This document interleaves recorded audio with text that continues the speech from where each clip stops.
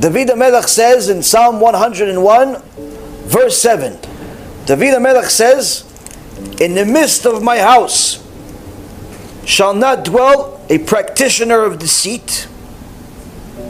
Someone likes to sell stories to people, falsehood, all types of nonsense, says, "Not welcome in my house," David HaMelech says.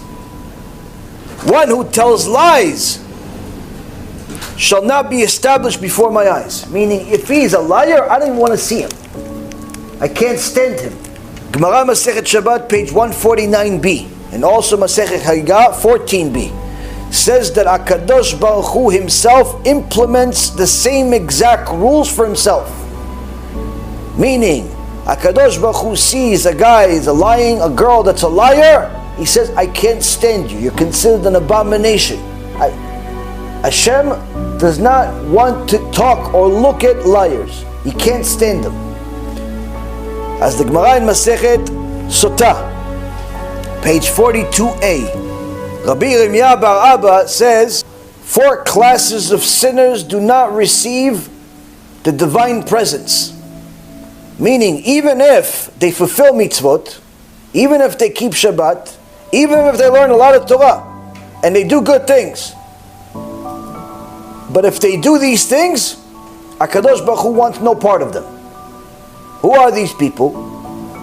Class of scoffers. People like to make fun of the rabbis in the Torah. This guy's an idiot. No, he's extreme, fanatic. Somebody like that, HaKadosh Baruch Hu wants no part of them. Class of flatterers. People like to say, "Hey, tzaddik, tzaddik, how are you, tzaddik?" to everybody. The same Gemara says, Rabbi Elazar says, any congregation that has flattery in it will eventually go into the exile. If the rabbi of the congregation says everybody's righteous, everybody's tzaddikim, don't worry, Hashem loves you the way you are, HaKadosh Baruch Hu says, you tell everybody's good the way they are, this synagogue, this community will not survive. Will not survive. Shekhinah is not there. You're praying, there's no Shekhinah there. Yeah, but the guy's religious. Pick a different shul if you're religious. Because the people that are flatterers, chanfanim, will never see the Shekhinah. Shakranim, liars. People that are liars will never see the Shekhinah. If I lied one time in my life, am I considered that? No, it says liars, meaning that you're constantly doing it. And last but not least, a class of those who speak Lashon Hara. You got something juicy about somebody, you like to talk about it all the time? Other people's business, other people's property. You make it your own life to do it. Not a good idea. Not a good idea at all. Why? If you like to speak Lashon Hara, you like to kiss up to people, you like to lie, you like to make fun of the rabbis, you like to make fun of the emet, you like to make fun of the Torah, Kadosh Baruch Hu says, I want nothing to do with you. Why is it? Why is it that Kadosh Baruch Hu is so stringent when it comes to dishonesty? The Gemara in Masechet Shabbat, page 104a, says, sheker does not have legs. A lie does not have legs. It won't last. It exists in the world, but it won't last. Just like the letters themselves, the Hebrew letters of sheker, they all stand on one leg. It's a single leg. Whereas the word emet, the way you write it, each one of the letters has more than one leg. 2 legs or a whole flat bottom. So both visually and literally says a lie won't last. This is the reason why the biggest lies in the world, for example, like Christianity or the like, they have lasted not because the lie is true, but rather part of the lie is true. What part of it? The Old Testament they ignore. That's what gives their lie life. Because usually if something is 100% falsehood, it won't survive a day. Which means that anything that survives has to have some truth in it. But unfortunately, it's still a lie. And the Gemara in Yerushalmi, Masechet Sanhedrin, Perek Aleph, Halacha Aleph, says that the signature of HaShem is emet, meaning that when a person lies, it is the opposite of HaShem. It's antithetical to HaShem. So much so that HaKadosh Baruch Hu says that if a person is a liar, he does not want to have anything to do with him. Now, what's the biggest lie in the world? Proverbs 24:24. Amar la Rasha tzaddik. When someone says to the Rasha, you're tzaddik.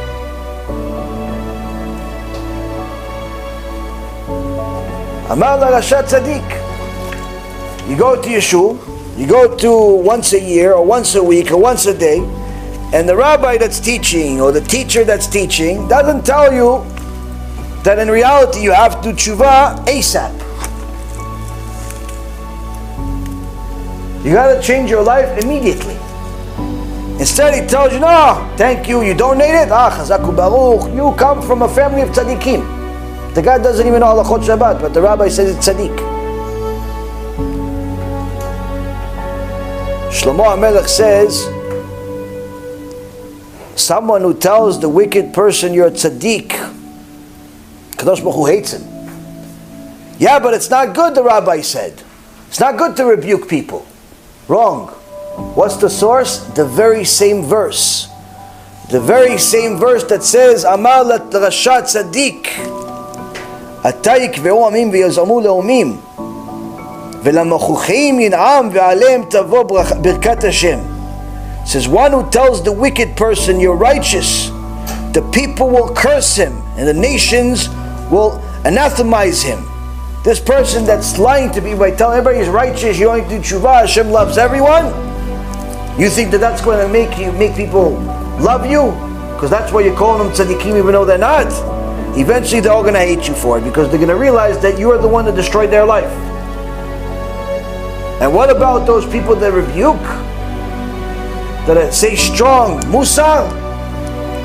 Do they really turn people off like people think? Let's see what the smartest man that ever lived said.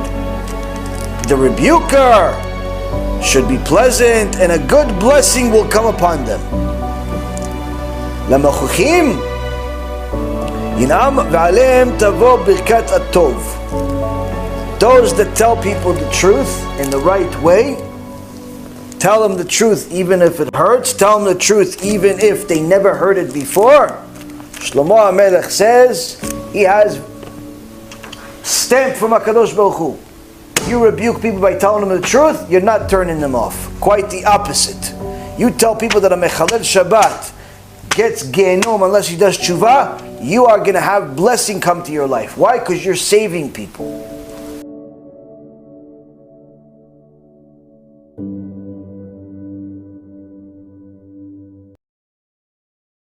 B'Shem Hashem Na'aseh v'Natzliach, we're very excited to offer you the new BeEzrat HaShem app 3.0.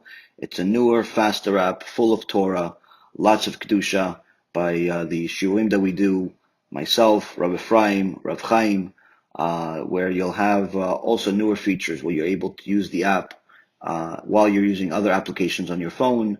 You'll be able to share the lectures directly from the app. You'll be able to donate online and support our Kiruv and our Torah work that we're doing. And the most exciting feature is that you'll be able to actually ask questions directly on the app and get answers from the rabbis directly from the app. This is something unprecedented, and Baruch Hashem will be able to offer it. Thank you again for all of your support. Check it out. Make sure you have the kosher Torah that will re-energize your neshama each and every single day. Call to B'chav Atzlacha.